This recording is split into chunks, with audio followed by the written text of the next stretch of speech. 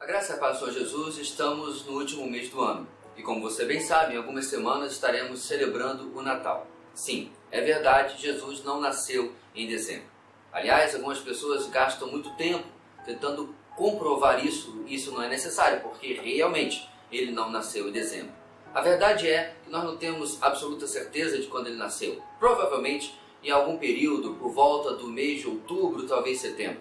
Independente disso, o advento do Messias, o advento de Cristo, é algo que deve ser celebrado por todos os cristãos. Então, nas próximas meditações, nós estaremos falando exatamente do advento do Messias na vinda de Cristo. Eu quero destacar nessas semanas o texto de Gálatas, capítulo 4, versículo 4. Nele nós lemos: mas quando chegou a plenitude do tempo, Deus enviou o seu Filho, nascido de mulher, nascido debaixo da lei.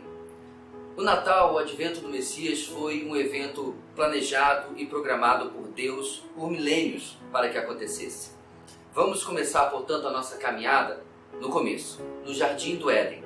Nós vamos ver como que logo após a queda do homem, Gênesis capítulo 3, Deus já coloca ali de forma bastante sutil, de forma bastante incidente, de forma bastante limitada, indícios do seu plano de redenção e aquilo que ele faria para resolver o problema que acabara de acontecer, a queda do homem, a entrada do pecado no mundo.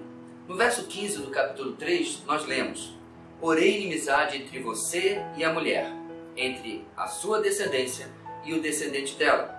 Este lhe ferirá a cabeça, e você lhe ferirá o calcanhar. Deus está falando com a serpente, a personificação ali de Satanás, aquele que foi um instrumento da queda do homem.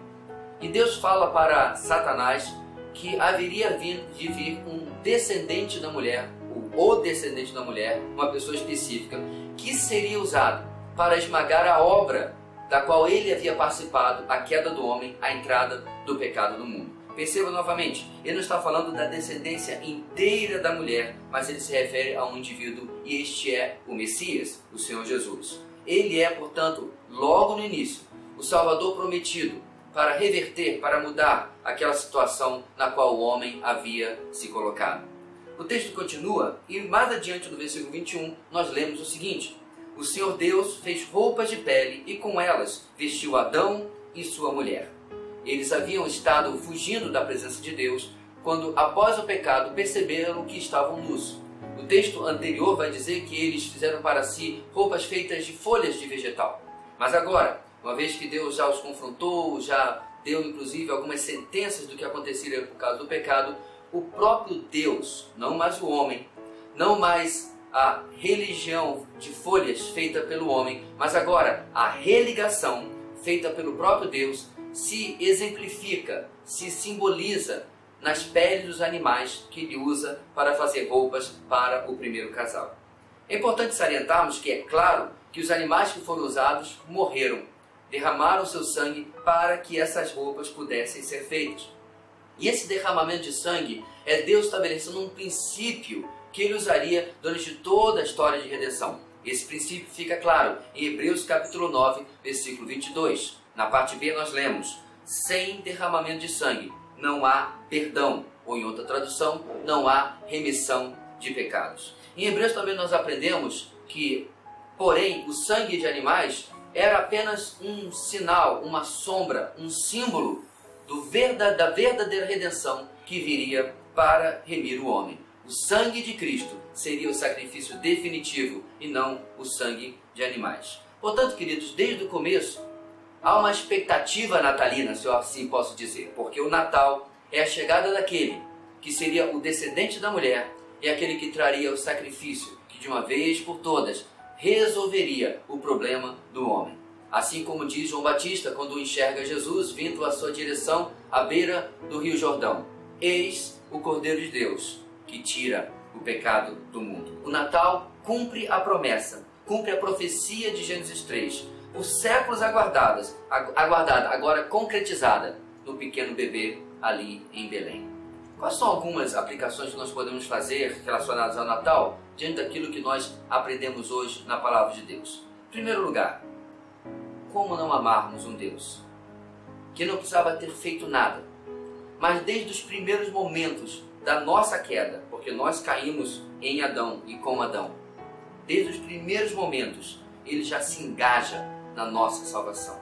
Como não amar um Deus que não era obrigado a responder com graça e misericórdia à traição da sua criação, mas ainda assim Ele faz. Ama a quem não merece, ama a quem não deveria ser amado. Nós devemos, portanto, responder a Ele com verdadeiro amor, o amor que se traduz em prática, vida de santidade, gratidão, serviço, devolver àquele que não precisa nada tudo aquilo que nós podemos. A segunda coisa, como não vivemos, por outro lado, tranquilos?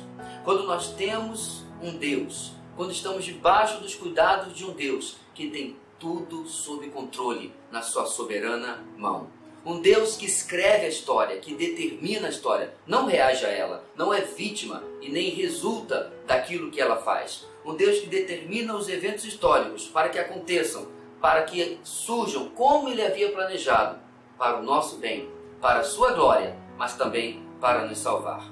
Que tranquilidade eu e você podemos ter. Ele fez isso não apenas com a grande obra da redenção, mas com cada detalhe, querido, na minha e na sua vida. Um Deus que não há como amar, um Deus que não há como sermos ansiosos e deixar de sermos tranquilos devido à sua soberania. Amor e soberania. Que ótimo Natal, não? Que Deus os abençoe e que você esteja preparado para ir muito além de meros presentes e comida e mesmo na reunião da família, mas enxergar o Natal como ele realmente é, o advento do Messias, o Salvador do mundo. Que Deus os abençoe, a graça e a paz do Senhor Jesus.